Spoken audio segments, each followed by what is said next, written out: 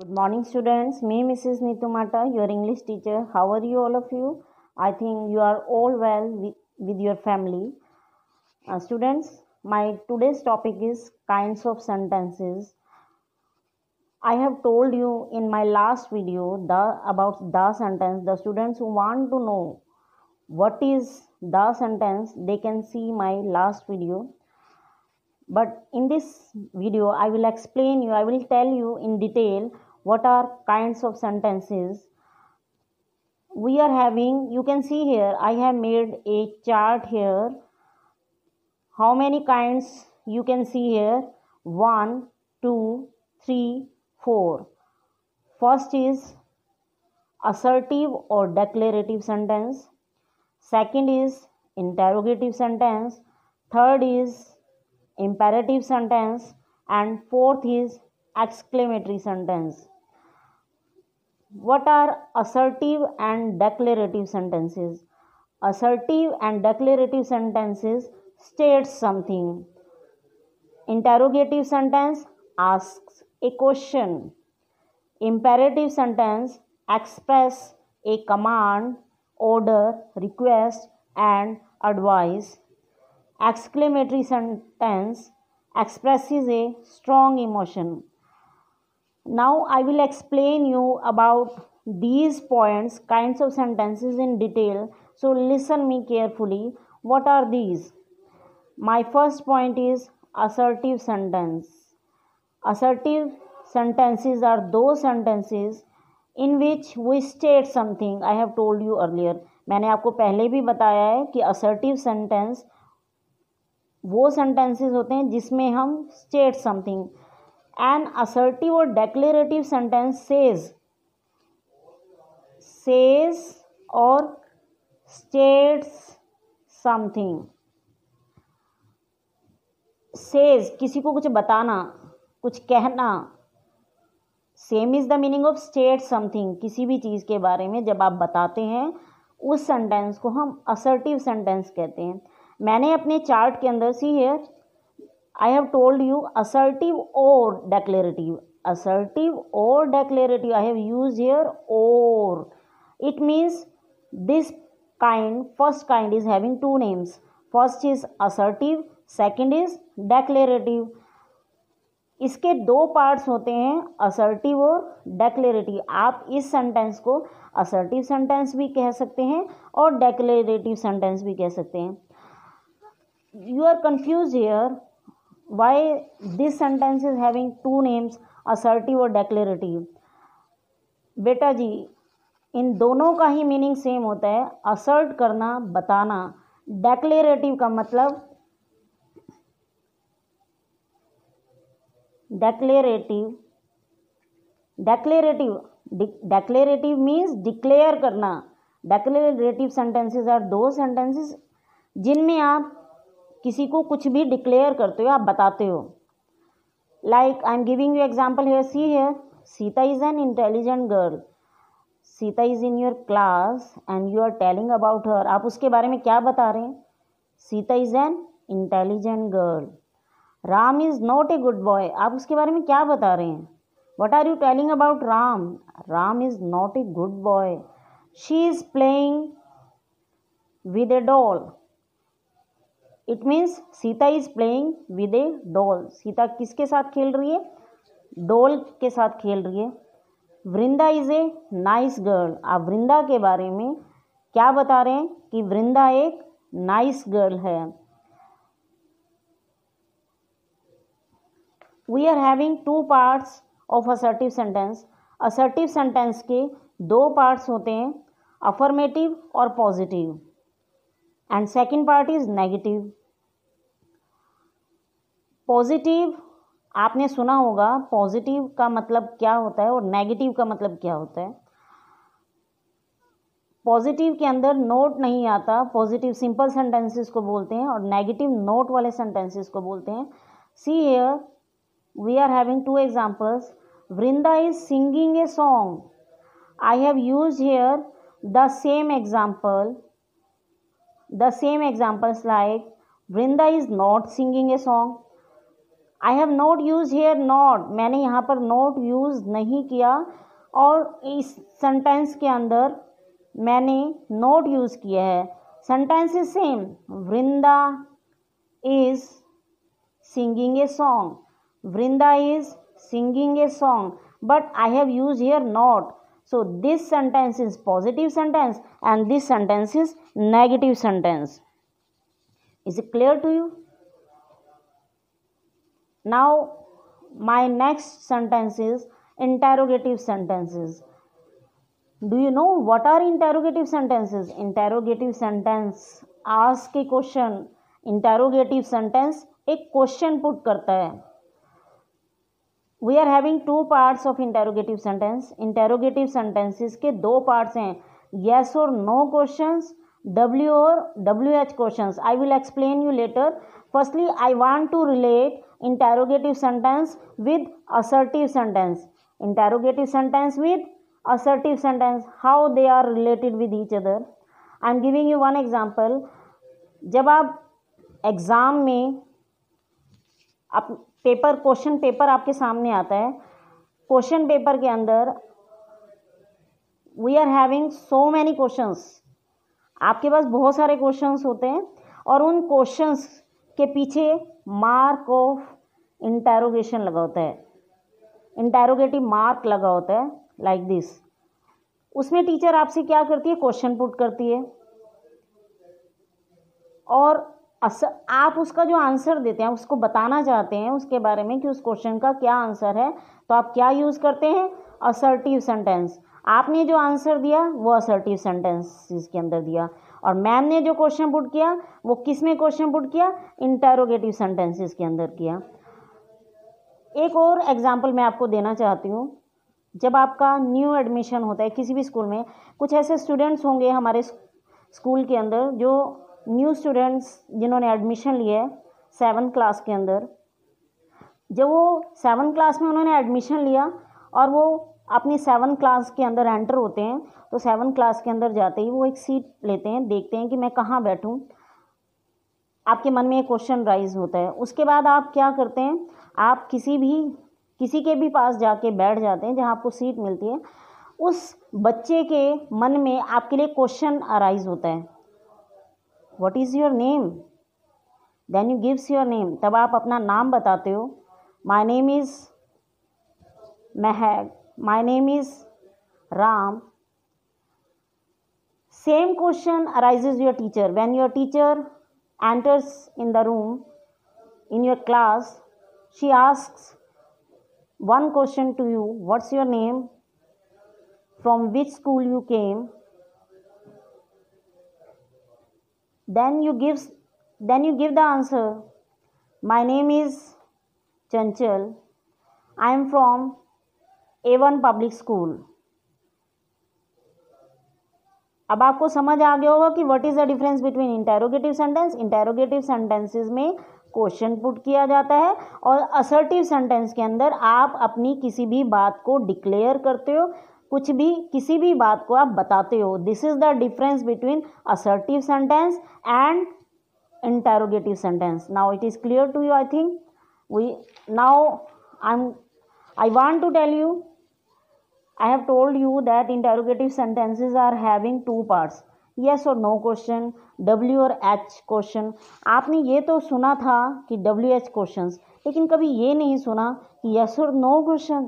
What is the difference between yes or no question and WH question? Yes or no questions are those questions in which you gives the answer yes or no. Jin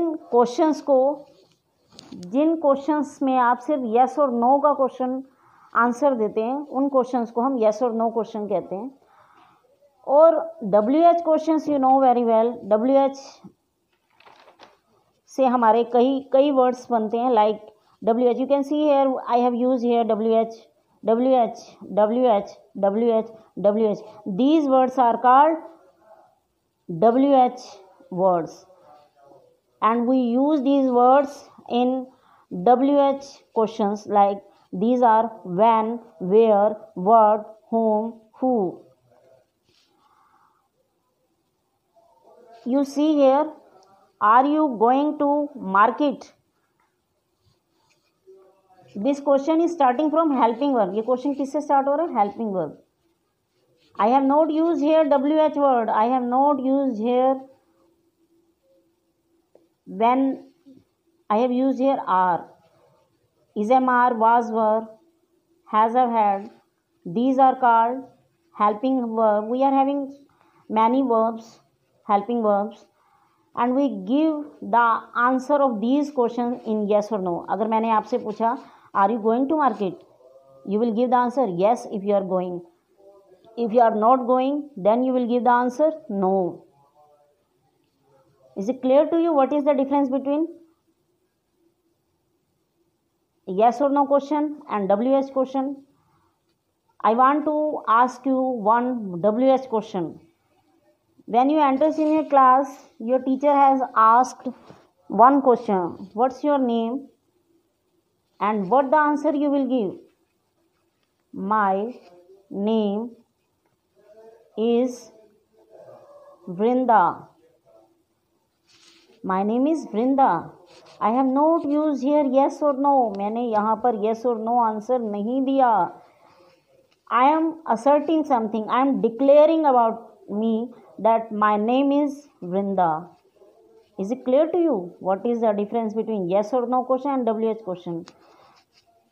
Now my third part is imperative sentence. An imperative sentence expresses a command, order, request and advice. Command, order, request and advice. जब आप किसी को command करते हैं, जैसे आपकी teacher आपको mostly command करते हैं, जब आप किसी से बात कर रहे होते हैं या उन्होंने आपसे कोई क्वेश्चन पुट करना होता है तो आपको क्या कहते हैं? Stand up,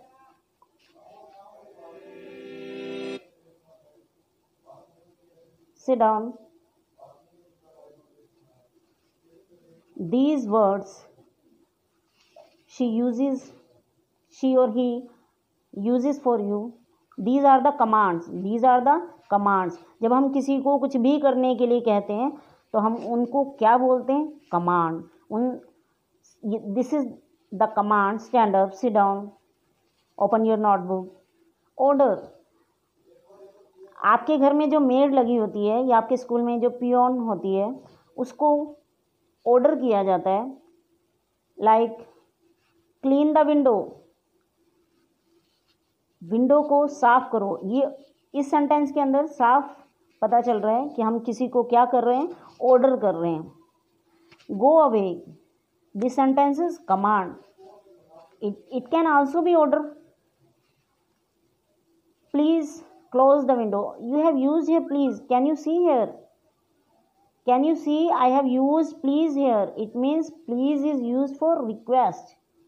Please is used for request. Please किसके लिए यूज़ किया जाता है? रिक्वेस्ट के लिए यूज़ किया जाता है. Please close the window. अगर हम किसी से भी कोई भी काम करवाना चाहते हैं, कोई भी हमें कुछ भी चाहिए होता है तो हम उसके लिए प्लीज़ वर्ड यूज़ करते हैं, उसके लिए हम रिक्वेस्ट करते हैं. फॉर एग्जांपल अगर आपका बर्थडे आता है और आप उसको सेलिब्रेट करना चाहते हो या आप किसी होटल में जाना चाहते हो तो आप जो है अपने फादर से रिक्वेस्ट करते हो, अपनी मदर से रिक्वेस्ट करते हो. डेली कुछ ना कुछ आप रिक्वेस्ट करते हो अपने पेरेंट्स से, अपने टीचर से. तो उन सेंटेंसेस में हमारी क्या होती है? रिक्वेस्ट होती है. And advice. कोई इंसान जब दूसरे इंसान को, कोई भी पर्सन किसी भी दूसरे पर्सन को जब किसी भी तरह की सलाह देता है वो उसकी क्या होती है? एडवाइस. Always remain cool. हमेशा शांत रहो.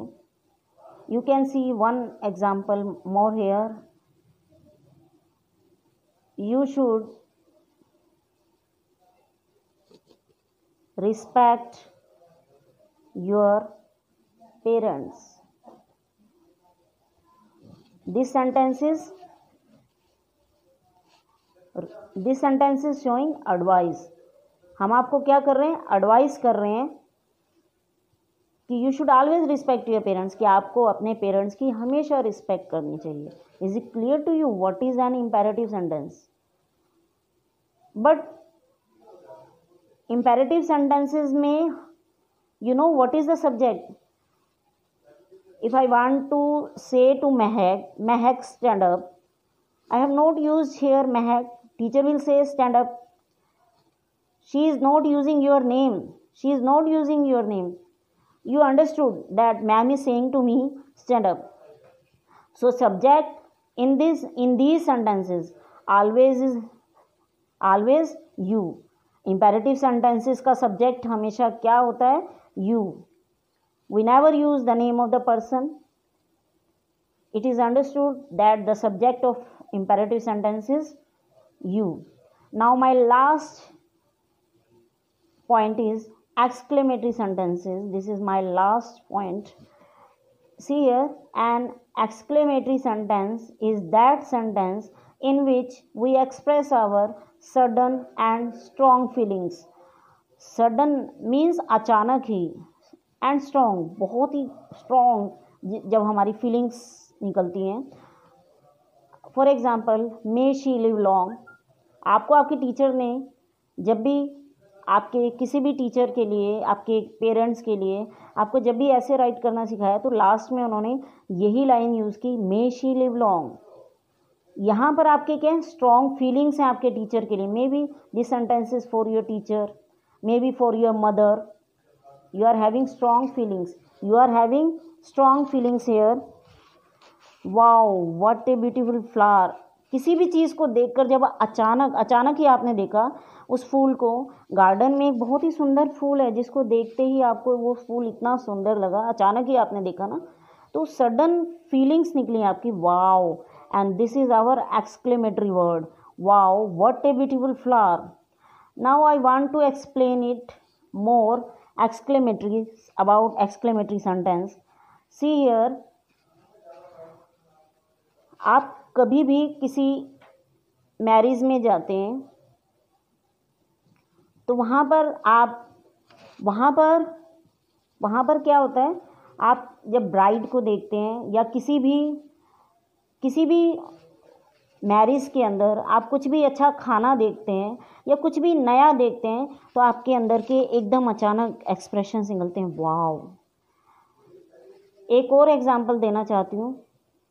जब आपका बर्थडे होता है और आपको कोई भी एक्सपेक्टेशंस नहीं होती कि आपका बर्थडे सेलिब्रेट होगा, आप घर आते हैं और आपकी मदर ने, आपके पेरेंट्स ने, आपकी फैमिली ने आपके लिए बर्थडे पार्टी अरेंजमेंट की हुई है. बर्थडे पार्टी अरेंजमेंट कर आपको कोई भी इस चीज़ के लिए आपने कभी सोचा ही नहीं था और एकदम सडन फीलिंग निकलेगी. और उससे भी ज़्यादा सडन फीलिंग, स्ट्रॉन्ग फीलिंग तब निकलेगी अपनी मदर्स के लिए, अपने पेरेंट्स के लिए, अगर उन्होंने आपके लिए एक ऐसा गिफ्ट दिया है जो आप चाहते थे उनसे और वो कभी लेकर नहीं देते थे और अचानक ही उन्होंने आपके बर्थडे पे एज ए गिफ्ट उन्होंने आपको दिया.